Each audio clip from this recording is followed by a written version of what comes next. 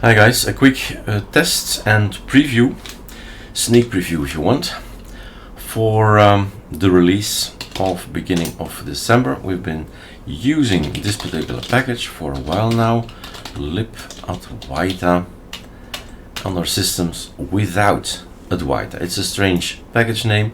It comes from the AOR. Basically, if we install this and we don't do anything in here, we don't say in an environment that we use a GTK theme like ArcDark, for instance.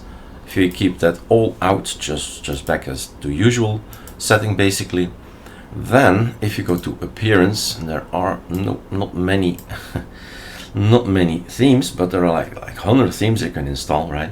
And if you have PAMIC on your system,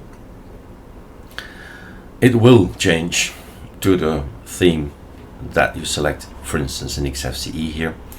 And we have here the blue one, and go to Arc Darker, and everything is white, Arc Lighter, high contrast, and whatever GTK theme your application you're having and theme you're having, right, it will follow it, it will adhere it, whatever it is. So there you go, that's what we're gonna release in a few weeks for beginning of December. This is already a test, and we're gonna build all 40 ISOs. All right, cheers.